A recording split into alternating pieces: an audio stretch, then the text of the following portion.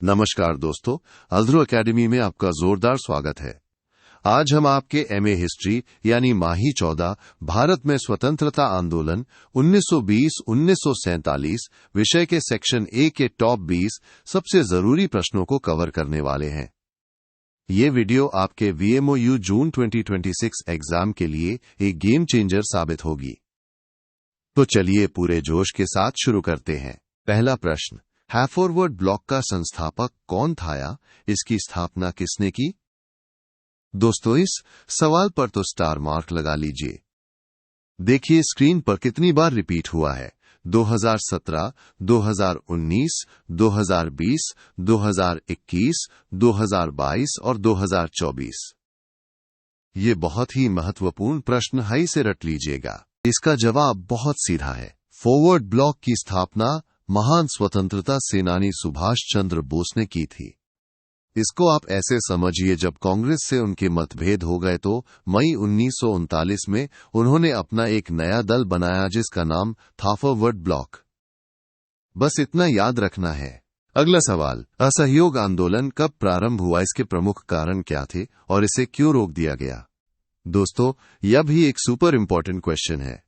2015, 16, 18, 19, 21 परीक्षा में कई बार पूछा गया है। तो दोस्तों, असहयोग आंदोलन 1920 में शुरू हुआ था।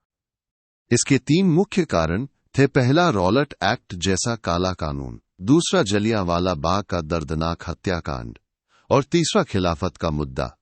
लेकिन 1922 में चौरी चौरा में एक हिंसक घटना हो गई, जिसके बाद गांधी जी ने इस आंदोलन को वापस ले लिया। प्रश्न संख्या 3, भगत सिंह राजगुरु एवं सुखदेव को फांसी क्यों और कब दी गई?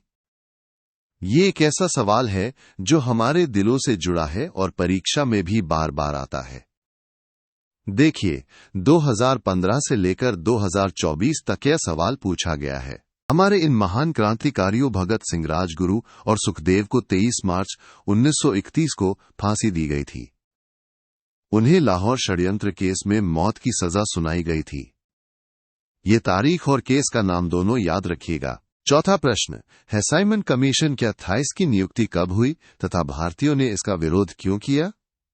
दोस्तों, साइमन गो बैक के नारे तो आपने सुने ही होंगे। ये सवाल भी परीक्षा में कई बार आ चुका है। तो समझिए, साइमन कमीशन 8 नवंबर 1927 को बनाया गया एक ब्रिटिश आयोग था। इसमें 7 सदस्य थे और सारे के सारे अंग्रेज थे। अब आप ही सोचिए, भारत के भविष्य का फैसला करना है और उसमें कोई भारतीय ही नहीं। इसी वजह से पूरे भारत में इसका जबरदस्त विरोध हुआ। प्रश्न 5, दांडी मार्च क्यों और कब प्रारंभ किया गया तथा इसका क्या महत्व है? गांधी जी का ये मार्च इतिहास में अमर है और आपके एग्जाम के लिए भी बहुत जरूरी है। देखिए कितनी बार ये सवाल दोहराया गया है। इसका सीधा सा मतलब है, गांधी जी ने अंग्रेजों के बनाए नमक कानून को तोड़ने के लिए ये मार्च शुरू किया था। ये यात्रा 12 मार्च 1930 को शुरू हुई और इसने पूरे देश में सविनय अवज्ञा आंदोलन की आग लगा दी। इसका बहुत बड़ा महत्व है। दोस्तों, 1 मिनट रुकिए। अगर आप सच में 75% से ज्यादा मार्क्स पक्के करना चाहते हैं तो इस पूरी PDF गाइड को अभी डाउनलोड करें। इसमें आपको सभी महत्वपूर्ण प्रश्नों के उत्तर और एग्जाम के लिए बेस्ट टिप्स मिलेंगी। डायरेक्ट लिंक नीचे डिस्क्रिप्शन बॉक्स में दिया गया है, अभी क्लिक करें। चलिए आगे बढ़ते हैं। प्रश्न 6, स्वराज दल के संस्थापक या प्रमुख नेता कौन थे? ये भी एक महत्वपूर्ण प्रश्न है जो परीक्षा में आता रहता है। इसका उत्तर है चित्तरंजन दास और मोतीलाल नेहरू। इन दोनों महान नेताओं ने मिलकर 1 जनवरी 1923 को स्वराज दल की स्थापना की थी। याद रखिए, घासीदास दास और मोतीलाल नेहरू। प्रश्न 7, रॉलेट एक्ट या सत्याग्रह क्या था और इसके मुख्य प्रावधान क्या थे? ये एक और बहुत ही महत्वपूर्ण सवाल है। 2015, 17, 21, 23 लगातार पूछा जा रहा है। दोस्तों, रॉलेट एक्ट 1919 में लाया गया एक बहुत ही दमनकारी काला कानून था। इसका सबसे खतरनाक प्रावधान यह था कि ब्रिटिश सरकार किसी भी भारतीय को बिना वारंट के गिरफ्तार कर सकती थी और बिना अपील के उस पर मुकदमा चला सकती थी।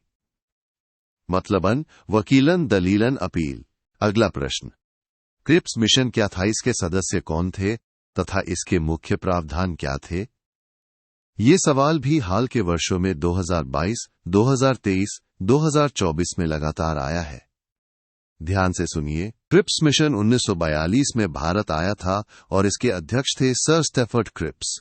इस मिशन ने प्रस्ताव दिया कि दूसरे विश्व युद्ध के बाद भारत को डोमिनियन स्टेट्स यानी एक अधूरा स्वराज दिया जाएगा और भारतीय अपना संविधान बनाने के लिए एक सभा बना सकेंगे। प्रश्न 9, किन्हीं दो राष्ट्रवादी इतिहासकारों के नाम लिखिए। ये एक सरल लेकिन महत्वपूर्ण प्रश्न है। दो प्रमुख राष्ट्रवादी इतिहासकार NR C मजूमदार और ताराचंद।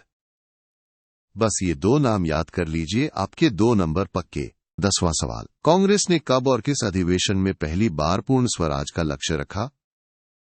ये एक ऐतिहासिक मोड़ था और एग्जाम के लिए भी खास है। याद रखिए, कांग्रेस ने पहली बार 1929 के अपने लाहौर अधिवेशन में पूर्ण स्वराज यानी पूरी आजादी का लक्ष्य घोषित किया था। ये बहुत ही महत्वपूर्ण अधिवेशन था। प्रश्न 11, चौरी चौरा की घटना के बारे में आप क्या जानते हैं? इसका क्या प्रभाव हुआ? ये प्रश्न भी कई बार पूछा गया है। तो दोस्तों, 5 फरवरी 1922 को उत्तर प्रदेश के चौरी चौरा नाम की जगह पर प्रदर्शनकारियों की भीड़ ने गुस्से में आकर एक पुलिस थाने में आग लगा दी। इस हिंसक घटना से दुखी होकर महात्मा गांधी ने तुरंत असहयोग आंदोलन को रोक दिया था। 12वां प्रश्न, महात्मा गांधी ने किस गोलमेज सम्मेलन में कांग्रेस के प्रतिनिधि के रूप में भाग लिया था? ये भी एक फेवरेट क्वेश्चन है एग्जामिनर्स का। इसका जवाब है द्वितीय गोलमेज सम्मेलन। याद रखिएगा, कुल 3 गोलमेज सम्मेलन हुए थे, लेकिन गांधी जी ने कांग्रेस के एकमात्र प्रतिनिधि के तौर पर सिर्फ दूसरे वाले में ही हिस्सा लिया था। प्रश्न 13, हंटर कमेटी क्या थी? इसके बारे में आप क्या जानते हैं? ये सवाल भी एग्जाम में रिपीट होता है। हंटर कमेटी का गठन जलियांवाला बाग हत्याकांड की जांच करने के लिए किया गया था। हालांकि इसकी रिपोर्ट ने अंग्रेजों को बचाने की कोशिश की, लेकिन फिर भी इसने ब्रिटिश सरकार की क्रूर और दमनकारी नीतियों को दुनिया के सामने उजागर कर दिया। अगला सवाल, प्रश्न 14, सुभाष चंद्र बोस द्वारा आजाद हिंद सरकार की स्थापना कब और कहां की गई? नेताजी से जुड़ा एक और सुपर इंपॉर्टेंट सवाल।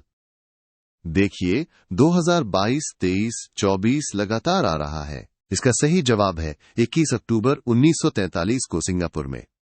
सुभाष चंद्र बोस ने सिंगापुर में भारत की अस्थायी सरकार आजाद हिंद सरकार की स्थापना की थी।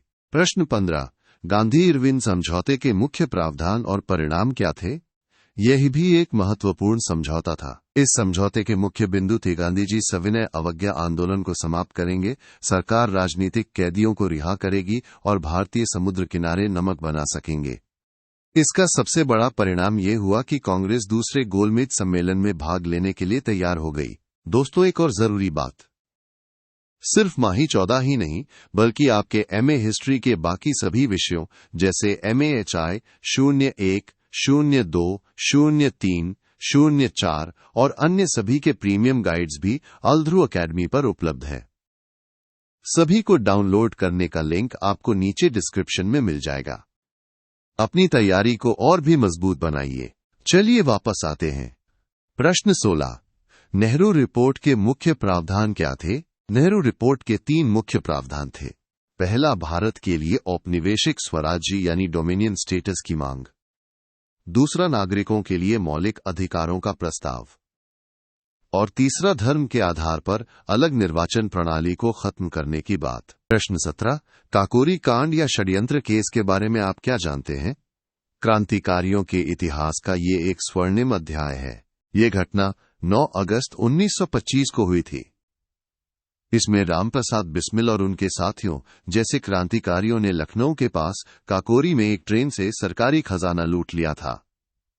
इस केस के बाद रामप्रसाद बिस्मिल, अशफाक उल्लाह खान और अन्य कई क्रांतिकारियों को फांसी दे दी गई थी। 18वां प्रश्न, चंद्रशेखर आजाद की मृत्यु कब और कहां हुई? महान क्रांतिकारी चंद्रशेखर आजाद 27 फरवरी 1931 को इलाहाबाद के अल्फ्रेड पार्क में पुलिस के साथ हुई एक मुठभेड़ में शहीद हो गए थे।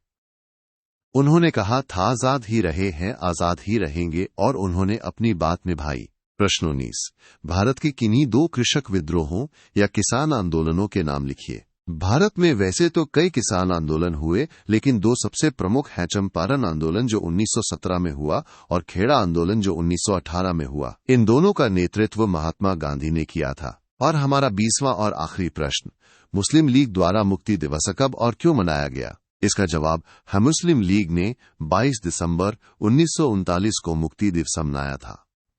उन्होंने ऐसा इसलिए किया क्योंकि द्वितीय विश्व युद्ध में भारत को बिना पूछे शामिल करने के विरोध में कांग्रेस के सभी मंत्रिमंडलों ने इस्तीफा दे दिया था, जिससे मुस्लिम लीग को खुशी हुई। तो दोस्तों, ये थे आपके माही 14 के सबसे महत्वपूर्ण 20 प्रश्न। मुझे पूरी उम्मीद है कि ये वीडियो आपके लिए बहुत मददगार साबित होगी। हमारी तरफ से आपको परीक्षा के लिए ढेर सारी शुभकामनाएं। चैनल को सब्सक्राइब करना और वीडियो को लाइक करना मत भूलिएगा। और हां, पीडीएफ गाइड के लिए डिस्क्रिप्शन जरूर चेक करें। याद रखिए, मेहनत का फल सफलता है। Best of luck.